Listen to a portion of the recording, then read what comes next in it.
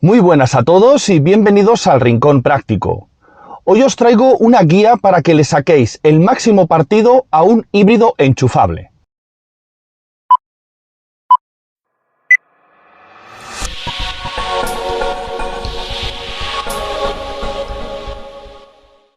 Ahora que estamos en plena época vacacional y que los precios de los carburantes están por las nubes, hay que tomarse muy en serio la conducción eficiente, para lograr la máxima eficiencia y las mejores prestaciones en caso de necesidad. En este vídeo no me voy a centrar solo en explicar cómo lograr los mejores consumos. Os voy a dar las claves para que conozcáis el funcionamiento de una mecánica de este tipo y tengáis claras las claves para lograr o bien el mejor consumo o bien para garantizar las prestaciones correctas en caso de necesidad. Ya sabéis que en un enchufable es necesario gestionar correctamente la batería para que el coche pueda rendir en cualquier momento. Yo me voy a centrar en la tecnología E-TECH de Renault porque es mi coche, es la que más conozco, aunque va a servir para cualquier otro enchufable con pequeños matices por el funcionamiento diferente que tenga cada marca. Pero, en esencia, a la hora de gestionar sus consumos y prestaciones, son todos bastante similares. Vamos a empezar conociendo los conceptos básicos de un híbrido enchufable y los controles que debemos tener en cuenta. Un híbrido enchufable consta de tres partes principales: un motor de combustión, un sistema de propulsión eléctrico, que puede estar formado por uno o varios motores eléctricos, y por una batería. Este sistema está pensado para funcionar de muchas formas, y esto es algo que debemos tener muy claro para saber qué podemos hacer con el coche en cada momento. Aunque los coches enchufables están diseñados para funcionar de forma automática, debemos tener en cuenta que son máquinas y por tanto no van a saber siempre qué es lo que se debe hacer o qué es lo que realmente necesitamos. Por eso disponemos de unos indicadores que nos explican el funcionamiento del sistema en tiempo real. Estos gráficos de gestión de energía no están ahí para fardar ni para adornar, están para ayudar. El primer gráfico y el más importante es el típico que nos muestra los tres elementos principales: el motor de combustión, el sistema eléctrico, representado normalmente por una batería, y una rueda, unidos entre sí por tres flechas, algunas de las cuales pueden apuntar en dos sentidos. Aunque parezca una gilipollez, os voy a contar qué significan estos gráficos, empezando por la combinación de los tres elementos y sus flechas. Vamos por partes. Flecha desde la batería a la rueda. Evidentemente, esto quiere decir que el coche está funcionando como un vehículo eléctrico y la batería está alimentando el sistema de propulsión eléctrico. Ya sabéis, puede ser un motor o varios, depende del coche. Flecha desde la rueda hasta la batería. Esto indica que el sistema eléctrico está trabajando como generador y está mandando carga a la batería.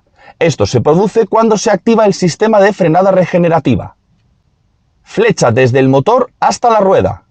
En este caso, el motor de combustión es el que está conectado a la transmisión y está trabajando activamente. Flecha desde el motor hasta la batería. En este caso, el motor está actuando como generador para recargar o mantener la carga de la batería. Dos flechas desde el motor a la rueda y a la batería. En este caso, el motor de combustión está combinando su trabajo con la transmisión y recargando la batería. Este es el momento de mayor consumo de combustible. Dos flechas, una desde la rueda a la batería y otra desde el motor a la batería. Esto quiere decir que el sistema de regeneración está actuando al máximo. Frenada regenerativa más el motor de combustión ayudando a recargar. Dos flechas desde el motor a la batería y desde la batería a la rueda. El motor de combustión está funcionando como generador y la tracción se realiza mediante el motor eléctrico. Estas son todas las opciones posibles en la tecnología E-TECH, pero básicamente es lo mismo en cualquier otro enchufable. Hay otra información muy útil a tener en cuenta y es el indicador de regeneración de energía y gasto de energía. Este indicador suele estar en todos los híbridos e híbridos enchufables. Suele ser una línea o un semicírculo dividido en varios sectores. En el caso del Captur lo tenemos bordeando la esfera derecha del cuadro digital. En la mitad superior tenemos la parte dedicada al indicador de gasto de energía. En esa parte tenemos además una división. La primera parte nos indica que estamos acelerando de la forma más eficiente. Si está en color verde, indica que el funcionamiento en ese momento es exclusivamente eléctrico, y si cambia a blanco, significa que el motor de combustión ha entrado a funcionar. Si sobrepasamos el indicador superior, quiere decir que estamos solicitando mucha potencia y que el consumo del coche es elevado. A partir de ese punto, el motor de combustión siempre estará activado y conectado a la transmisión. Por tanto, si sabemos movernos por debajo de ese umbral, lograremos mover el coche de forma eléctrica o usando el motor de combustión como generador. En la parte inferior de la esfera tenemos el indicador de regeneración. Cuanto más grande sea la línea, más intensa será la recarga. Si en plena regeneración pisamos suavemente el acelerador, disminuiremos la frenada regenerativa. Siempre que no superemos la línea media, el coche se moverá sin consumir combustible ni electricidad. Hay que aprender a jugar con el pedal. Este tipo de indicador varía en su forma y colores según el coche, pero básicamente todos los híbridos e híbridos enchufables tienen el mismo funcionamiento en este aspecto. Ahora es necesario que tengáis claro cómo son los modos de funcionamiento de un híbrido enchufable. En el caso de Renault tenemos varios modos y submodos, podríamos decir. Vamos a empezar con el más sencillo y evidente de todos. Modo EV, modo eléctrico.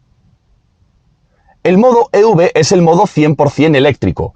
Este modo no se activa por defecto, es decir, si queremos hacer una conducción exclusivamente eléctrica, tendremos que elegir este modo de forma voluntaria. Hay que tener en cuenta que este modo, a veces, puede desconectarse de forma automática, en determinadas circunstancias. Por ejemplo, si llevamos muchos días sin usar el motor de combustión, si llevas 2 meses sin repostar nada de gasolina, o si, por ejemplo, pegas un pisotón al acelerador y el coche interpreta que demandas potencia. Tened en cuenta que estos coches están pensados para circular en el día a día en modo eléctrico, pero también necesitan pisar carretera y que su motor de combustión funcione, aunque no sea mucho, pero que funcione. Hay que tener claro que un híbrido enchufable no es un eléctrico, y por tanto su objetivo es funcionar como tal solo en determinadas circunstancias y por un tiempo limitado. En nuestro caso, como viajamos con relativa frecuencia, el motor de combustión trabaja regularmente, aunque sea poco, pero lo suficiente para que cuando circulamos por ciudad, el sistema no necesite activar el motor de forma preventiva. En este modo EV, la autonomía va a depender de nuestra pericia y de las circunstancias climáticas. Con frío o calor extremo, la autonomía total se va a resentir. Como es lógico, este modo es el más indicado para circular por ciudad o para pequeños desplazamientos por autopista. El rango habitual de uso en la mayoría de enchufables está entre los 35 y los 70 kilómetros, dependiendo del modelo. Modo MySense o modo híbrido. Este modo es el predeterminado. Cuando arrancamos el coche es este modo el que sale por defecto. En el caso de Renault se llama MySense, pero en la mayoría de coches se suele llamar híbrido. En este modo, el coche va a dar prioridad al uso de la batería por encima del motor de combustión. Si iniciamos la marcha por ciudad, el coche se comportará como si estuviéramos en el modo eléctrico, siempre y cuando tengamos suficiente carga en la batería. Solo saltará la parte de combustión por 2 motivos, o bien porque el coche detecte que solicitamos potencia, o bien porque la batería útil se agota. Es muy importante saber que en la mayoría de híbridos enchufables, sobre todo en el caso de Renault, la batería no se llega a agotar nunca, ya que hay un porcentaje que se reserva siempre para mantener el funcionamiento híbrido del sistema. Si nos fijamos en el indicador de batería de mi coche, vemos que en el tramo final hay una zona resaltada. Esa zona delimita la capacidad mínima que el coche debe conservar para garantizar su funcionamiento. Los sistemas E-TECH no tienen embrague, así que el movimiento del coche siempre se inicia en modo eléctrico. Es más, cuando nos movemos a baja velocidad, por ejemplo para maniobrar, el coche siempre usa el motor eléctrico. De hecho, no tiene ni siquiera marcha atrás. Es decir, a efectos prácticos, la batería que nosotros podremos usar sin intervención del motor de combustión es la que tenemos por encima de ese resalte. A partir de ahí, el coche funcionará como un híbrido tradicional, manteniendo esa pequeña carga para garantizar el funcionamiento correcto del sistema. Si iniciamos la marcha en modo MySense o híbrido y tenemos carga suficiente en la batería, el coche va a ir tirando de la parte eléctrica hasta que la zona útil se agota. Una vez llegamos a la zona de reserva, el coche actuará como un híbrido tradicional, manteniendo esa zona de carga. Para aumentar la carga por encima de ese mínimo, habrá que hacer un cambio de configuración que luego veremos. Modo Sport. Este modo suele existir en todos los coches híbridos enchufables, aunque cada marca lo gestiona a su manera. Esto es importante tenerlo en cuenta, pues algunos enchufables solo admiten este modo si el coche tiene batería suficiente y mientras tenga carga útil. Si agotamos la batería, el modo Sport se desactiva y no podremos volver a usarlo hasta que recarguemos o hasta que el sistema recupere la carga. Evidentemente, este modo tiene como objetivo dar las máximas prestaciones sumando la potencia de la parte eléctrica y la de combustión.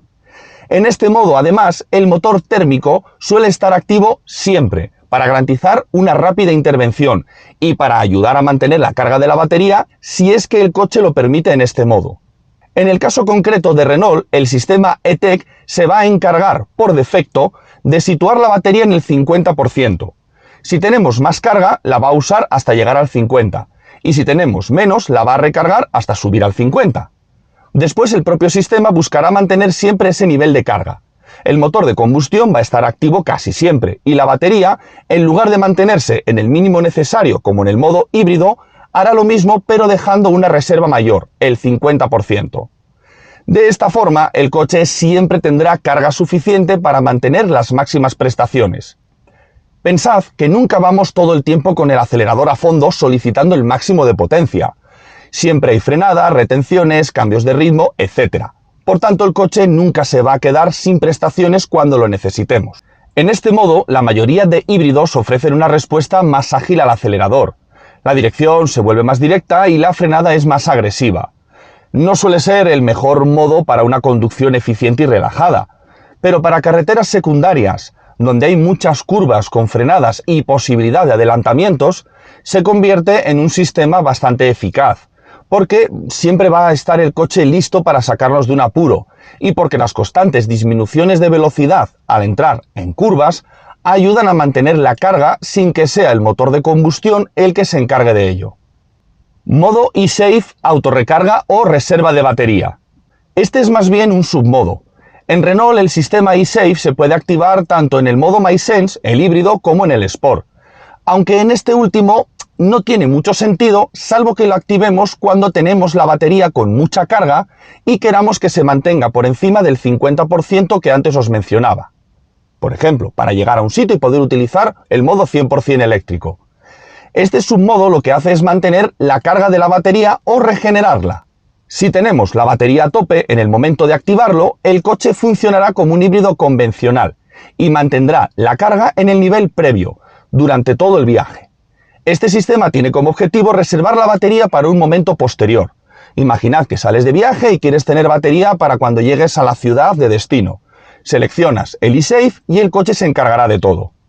También es útil si sabemos que vamos a circular por alguna carretera complicada, como un puerto de montaña o una carretera donde sea habitual adelantar y queremos garantizar tener siempre potencia disponible.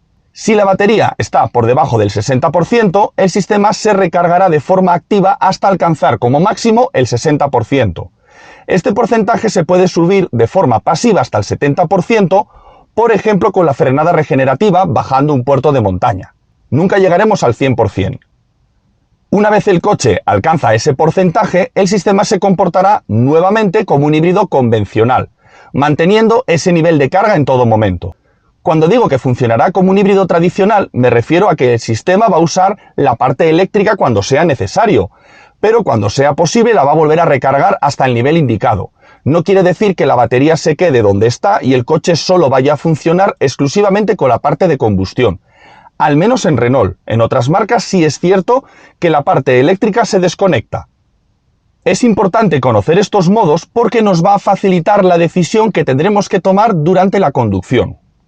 Pero, ¿cómo se regenera la carga? ¿Cómo recuperamos batería? Lo más importante es tener claro que un híbrido enchufable sin enchufe no tiene sentido. Por lo tanto, un enchufable está pensado para enchufarlo. No obstante, durante la conducción disponemos de diferentes sistemas que ayudan a regenerar parte de la carga de la batería.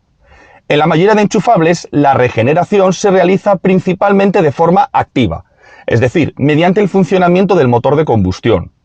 Lógicamente, no es lo más eficiente del mundo, porque el motor funciona como un generador, mientras al mismo tiempo se encarga de mover el coche.